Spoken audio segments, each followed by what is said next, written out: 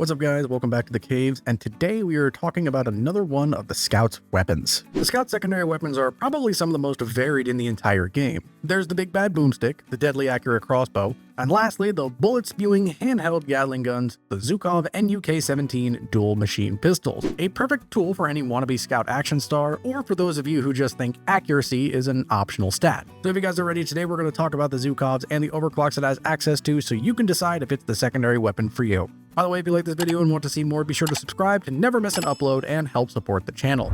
So the Zhukovs are in a very unique position in the Scout's arsenal. As currently the only weapon in the game that is dual-wielded, it definitely has a kind of John Wick feel to it, which is definitely very satisfying to use. The Zhukov NUK17s are the second secondary weapon for the Scout. There are a few interesting features and tricks to the Zhukovs that make it a little awkward at first, but once you get used to them, it's actually not that bad. The biggest thing to note is the weapon's ammo consumption. It's pretty complicated to try to describe, but basically for every 2 ammo the gun uses, only 1 bullet is fired out, and only 1 bullet's worth damage is actually being dealt. This means that the Zhukovs can definitely feel like an overtuned bullet hose that can burn through ammo very fast if you're not careful. Now honestly, I wasn't really the biggest user of the Zhukovs until making this video, but I will say now that I have used them a lot more and experimented with all of the overclocks, they're definitely more powerful than I gave them credit for. That being said, they are more suited for closer range engagements and taking out more fragile groups of enemies, but they can do good against stronger threats if built correctly.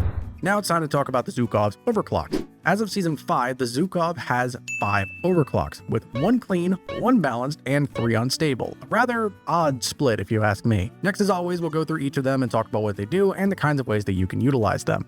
So with that, let's start with the clean overclock, and the only option on the list is minimal magazines. The description reads, by filing away unnecessary material from the magazines, you've made them lighter, and that means they pop out faster when reloading. Also, the rounds can move more freely, increasing the max rate of fire slightly. So while not an ammo efficiency overclock like we are used to, it still gives minimal yet useful effects. Going over the numbers, it increases your combined rate of fire by 2 and reduces your reload time by 0.4 seconds. So again, as I just stated, this isn't a crazy bonus to the weapon that is going to make it a wild and destructive tool, but it of course will be able to increase the overall damage of the weapon, which is always welcome. Using this gives you freedom to use things like high velocity rounds in Tier 1 or increased caliber rounds in Tier 3 for just raw damage. And you can always pair with conductive bullets in Tier 5 to go with the rest of the Scout's electrifying arsenal if you wanted to go that route as well.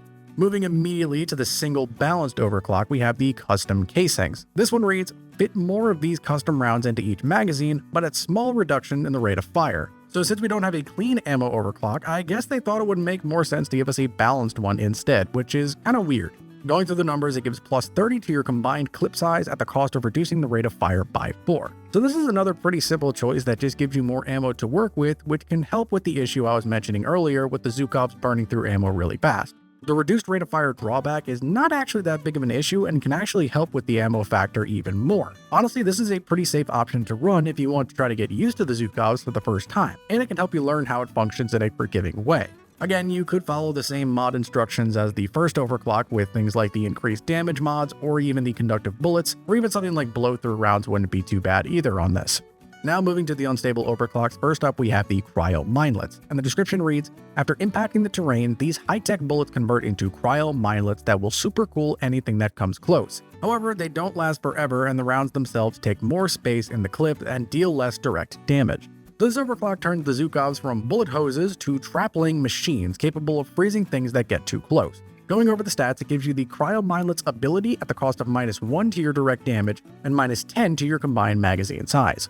So to explain the Cryo Minelets a little bit, it causes each bullet that hits the ground to turn into a cryo mine. Any creature that goes near it will trigger it and release a burst of cold damage. The mines also auto-trigger themselves after 4 seconds if nothing walks over them, and can only be triggered once per mine. A funny trick that you can use is if you have blow-through rounds, you can actually shoot through enemies and hit the surface as well if angled correctly. So this is actually a really fun overclock to use, especially for defensive type missions like salvage or escort duty. It can let you set up an elemental perimeter, and because of that, it can synergize very well with other tools in the Scout's arsenal, like Bullets of Mercy for his GK2, or even the new conductive thermals for his Drak Plasma Carbine. Since the plan with this overclock is to spread as many mines as possible, you might want to take things like supercharged feed mechanism in Tier 2, and maybe expanded ammo bags in Tier 1 since you're not really doing direct damage with this particular overclock in mind. Ultimately, it's a really fun build for both defensive playstyles and elemental setups as well. The next unstable overclock option is embedded detonators. The description reads, special bullets contain micro explosives that detonate when you reload the weapon at the cost of total ammo, magazine capacity, and direct damage. So this is an overclock that is very similar to the GK2's electrifying reload, but in a bit of a more explosive way. It gives you the embedded detonator ability at the cost of -6 to your direct damage, -400 to your max ammo, and -20 to your combined magazine size. The way that the embedded detonators work is it causes each bullet that hits an enemy to explode when you reload. The explosion does not have an AoE to it, which is weird because it looks like it does, and it only affects the creature that it actually explodes in, dealing good damage to every enemy that you hit with the magazine. There are a few interesting quirks surrounding this particular overclock. First, if you trigger Born Ready for a pocket reload, it doesn't actually activate the embedded detonators, so you can in theory store up multiple magazines worth of explosives in a single enemy at the same time. Also, a full reload is not necessary to activate the embedded detonators, so you can essentially do the reload canceling trick and still activate the effect and save several seconds. In essence, this is an interesting way to give you a damage increase, but a lot of the times I find it hard to use this one effectively. Even if you build for a lot of ammo to compensate for the drawbacks, it still feels like you're going through ammo very quickly. That being said, things like quickfire ejector in tier 2 wouldn't be a bad option to get the explosives off quicker, and then basically just build for ammo on everything else. The final unstable overclock option we have is gas recycling. This one reads, special hardened bullets combined with routing escaping gases back into the chamber greatly increase the raw damage of the weapon, but make it more difficult to control and removes any bonuses to weak points hit.